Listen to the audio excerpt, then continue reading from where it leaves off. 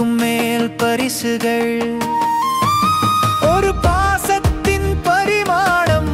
ஆனால் அவர்களுக்கு தேவையானது மட்டும் யாரும் கொடுக்கவில்லை.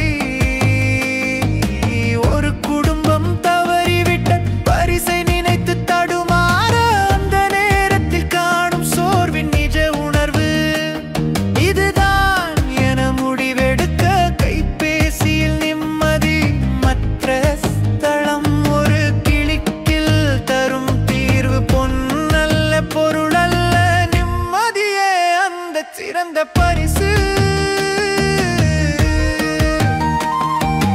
உறக்கத்தின் மென்மை சாயும் நேரம், அமைதியின் அழகு பரிசுகள்.